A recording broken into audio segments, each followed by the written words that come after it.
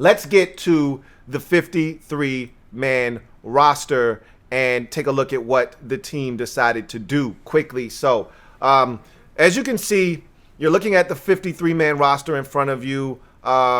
We pretty much were good in terms of the predictions made on the show. I got 4 wrong on this side of the ball. Out of the 7, I got 4 wrong, and I'll explain those to you as we get there. But quarterbacks, there was a lot of talk of Alex Smith, whether he would make the team or not. I never really fed into that discussion. I didn't think there was any way he wasn't making this football team. Maybe IR would have been a possibility for him, but I thought he had done enough to show them that he could be on the roster. And so Alex Smith is on the team. They're carrying 3 quarterbacks. That there's really no surprise there. You go to the running backs. We talked about the big surprise there. It was the biggest surprise of all the cuts made this offseason when trimming the roster down to 53. It was that of Adrian Peterson, the future Hall of Famer. We thought he was going to make this football team. He had taken about 70% of the first team reps in camp. He just started not taking the vast majority of the first team reps last week, and they decided to go with the youngins. And so Antonio Gibson, J.D. McKissick, Peyton Barber, and Bryce Love are your 4 running backs on this football team. And so, again, no surprise there. After the surprise of Adrian Peterson, we pretty much knew who the 4 running backs were going to be. You go to the wide receivers. There was a discussion on 5 or 6. They went with 5. I thought that was the right decision to make.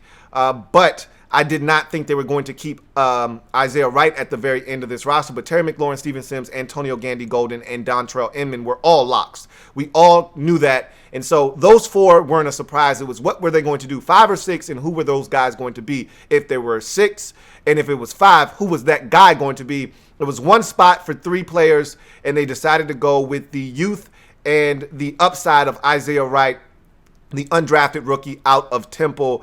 He can do a lot of things on special teams, and he can play multiple positions. Rivera said it's all about your ability to be flexible. Positional flexibility is something Rivera has harped on a ton.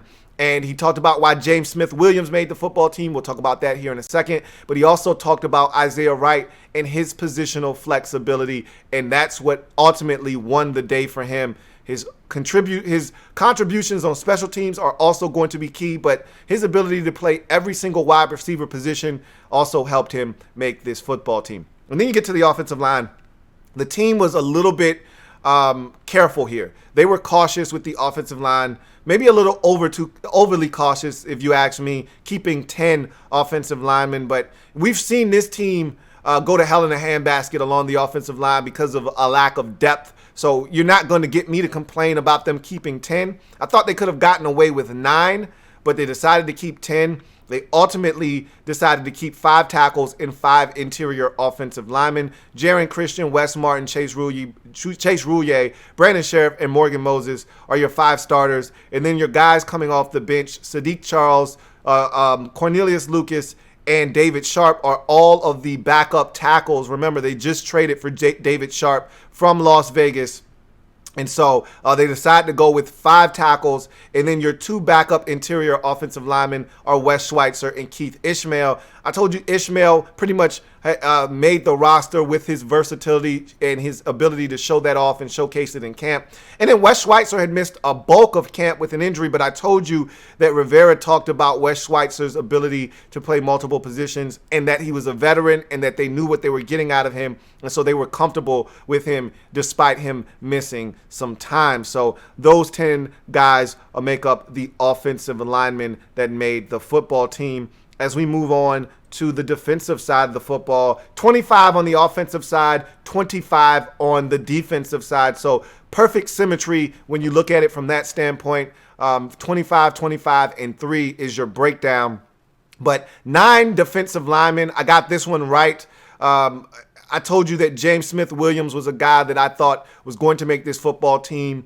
And he ultimately did. They love his versatility. I'll tell you what Ron Rivera had to say about him in a second. But Jonathan Allen, Daron Payne, Tim Settle, Matt Ioannidis, Ryan Anderson, Montez Sweat, Ryan Kerrigan, Chase Young, and James Smith-Williams are your 9 defensive linemen. 5 D ends, and Smith-Williams, Young, Anderson,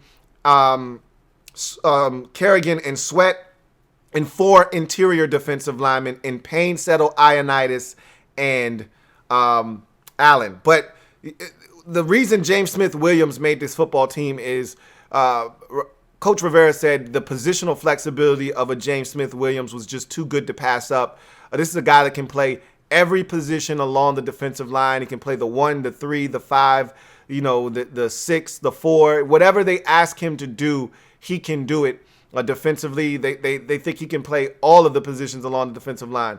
And so he said, look, this guy can play the 1, the 3, the 5. He can play a 9 if we ask him to go out wide and do that. We can, if he wants, we need him to play inside, he can. If he needs him to play at defensive end, he can. If we have injuries at defensive tackle in a game, James Smith-Williams can kick inside and give us some play inside. And so because of that, we felt good about keeping him on the roster. So that's how James Smith-Williams essentially penetrated the 53-man roster. You get to the linebackers. All of these were correct. We saw this one coming. This was a no-brainer. 6 backers kept on the roster: Khaleke Hudson, Kevin Pierre-Louis, Sean Dion Hamilton, John Bostic, Cole Holcomb, Thomas Davis Sr.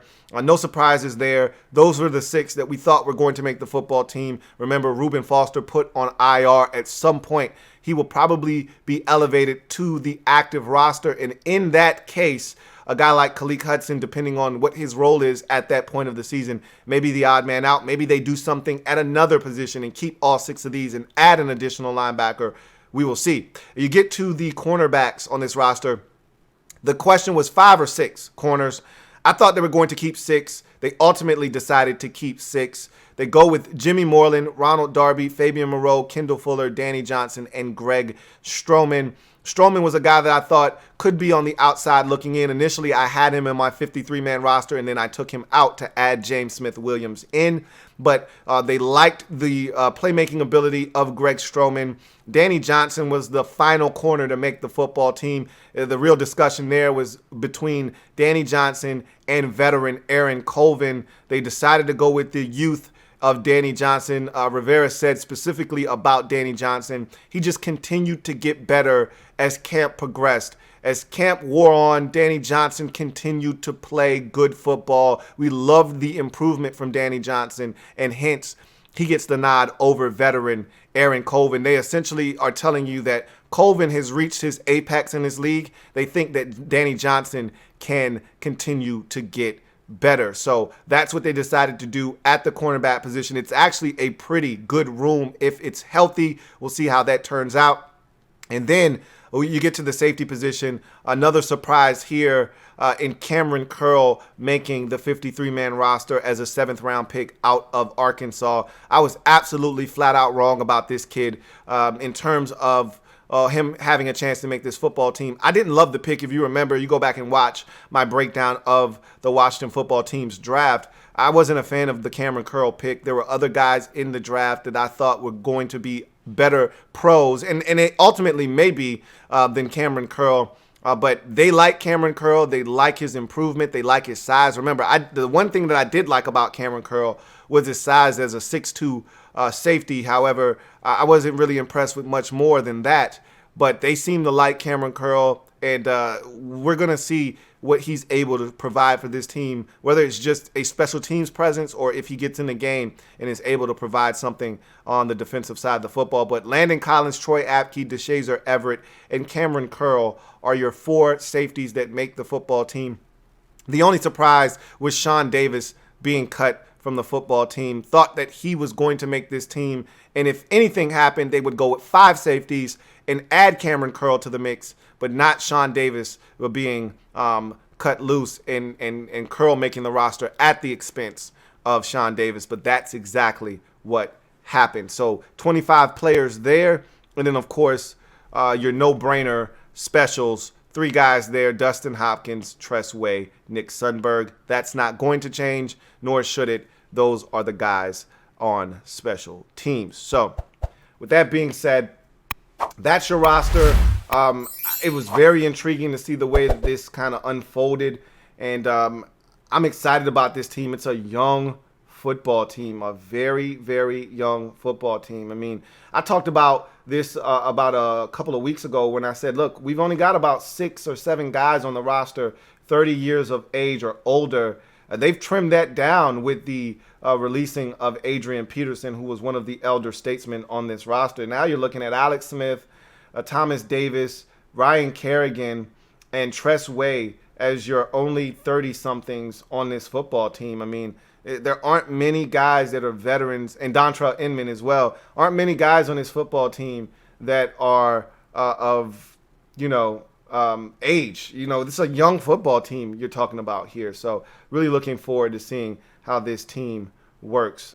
LouieTeeNetwork.